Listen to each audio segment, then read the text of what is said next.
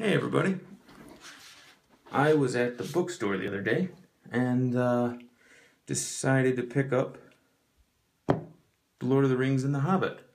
And I found a really cool edition, or I thought at the time, a really cool edition. And I just liked the artwork on them. They had a couple different ones. They had the movie posters on the different editions. And then they had these, and I don't think it's really cool to have the movie poster books. I feel like the books are written first. They should have their own original artwork, and I suppose these are the original artwork that Tolkien made back in the 50s, and this is the one I'm reading now. And I started off reading The Hobbit, and then I read Fellowship, and now I'm into this one, and I plan on reading the whole thing. And I got the whole set, of course, and these are the books by Mariner, and I suppose Mariner, I think, is Houghton Mifflin. Yeah, so they're owned by Houghton Mifflin, which has the rights to Tolkien in this country, at least. And I liked these editions. That's why I bought them. I thought they were cool, and I really liked The Hobbit. Now, it's not really a super special edition of The Hobbit. The setting looks pretty good. I like the, the size of the font and everything. But yeah, all the pictures are in black and white. As you can see here, this is the trolls.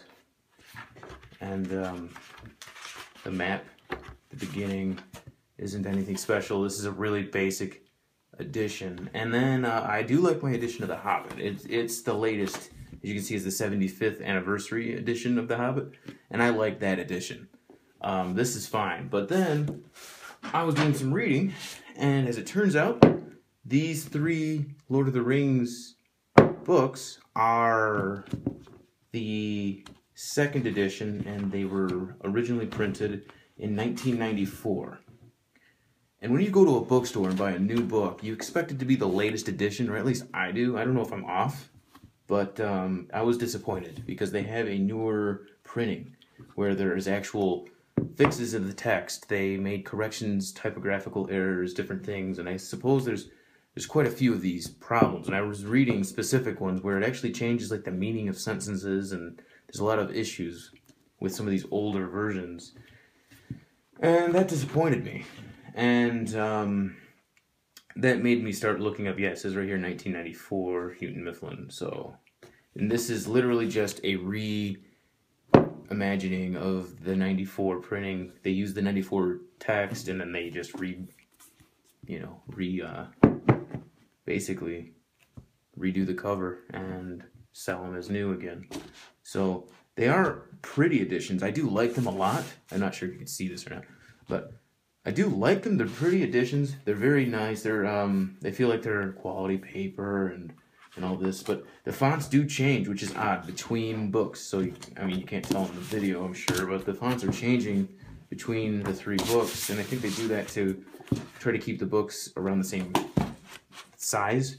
But, it's odd that they did that. But, as far as story goes, I love the story. It's just, I felt like the edition that I had wasn't exactly what I wanted. So I felt I would, for a little while, I was going to return them, but decided I'd keep them for reading purposes. And at the very least, I had cool artwork on them.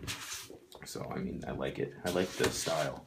And I suppose those are all supposed to be Tolkien's drawings. And that's how they were originally published, with those drawings on the books in the 50s. So I was looking online, and I was looking through different versions of the books, and I came across a certain version of the book that I thought was really cool, and it was the BarnesandNoble.com, and it was the Lord of the Rings 50th Anniversary Edition. And in the picture online, they had a few different versions of the picture, and you couldn't really tell exactly what you're getting, so I thought I'd make a video so you guys could see exactly what this is, a detailed video. So this is my bind-up of all 3 volumes, JRR Tolkien, Lord of the Rings, and got it off of BarnesandNoble.com. It's a Houghton Mifflin 50th anniversary edition is exactly what it's called, and it retails for $90. But it was on sale online for $60, and I had a 20% off coupon to barnesandnoble.com, so I got it for $48 or something like that. So I felt like that was a pretty sweet deal. Now, I was worried because in the picture, it looks a little different than what you're actually getting. One picture looks like you're getting like a blue book, and the other picture it looks like you're getting something that might be leather bound. And there's not a whole ton of information on this bind up, so I thought I'd make a video. In the pictures, it almost looks like this could be leather or suede even, you know, this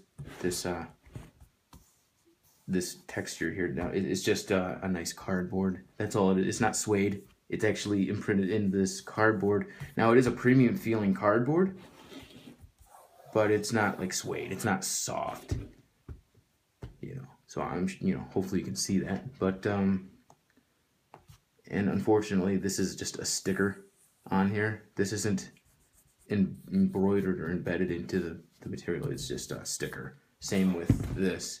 Now, it's not horrible, like it's not a really low quality here, but it isn't as nice as I would hope. I would be unhappy if this was $90. If I paid $90 for this, I wouldn't be as happy as I am. But for what I paid, I think this is a quality book. It is definitely still quality. It's beautiful binding here. The Lord of the Rings and Tolkien here are gold foil, and they have orange foil. His initials and these lines here. It's very pretty. And let me open it for you. The front that's of course is a slipcase. The front, this is the actual book. Gold and orange foil. Same design as the other volume I have. And this is very pretty, I think. This is really cool. And the same high quality paper or cardboard as the slipcase. But it's nice. And it looks really pretty. I like it a lot. And then the back here is his signature JRR Tolkien in an orange foil. Very pretty. And of course, this is the book with the gilded gold page ends. Really pretty. It's definitely cool. I don't know how well you can see that, but it's very shiny. And the only blemish I can tell is that right here at the page ends, it looks like they missed a little bit. So it looks like a few streaks of white. But other than that, it looks great. The book is red end paper. And I don't think I can manage to open this map for you. I'll try. I don't know how well you can see. I don't want to ruin my book here. Yikes. Just hang on for a second.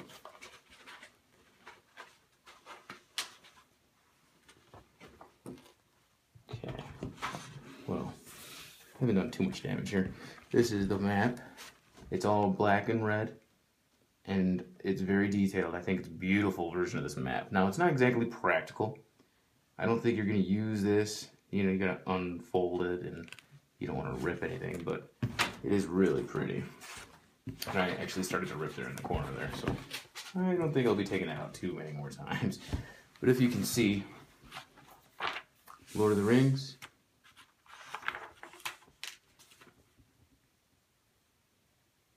other works. It's all a two-tone. You can see here now, it's 2004 was the original printing. Contents. Note on the 50th anniversary edition.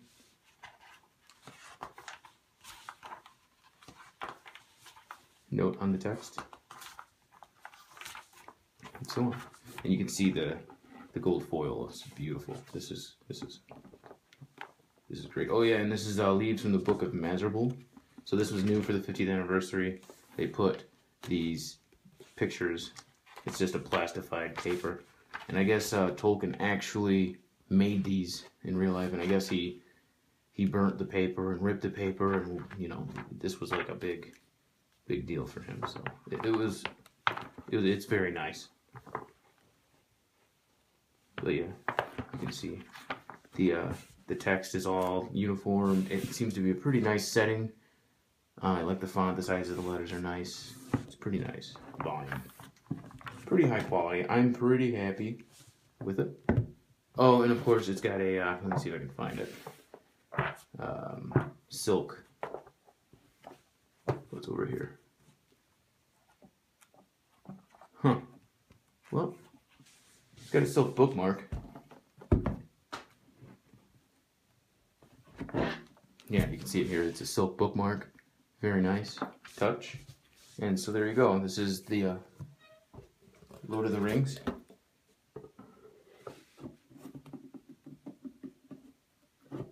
If I can get it here.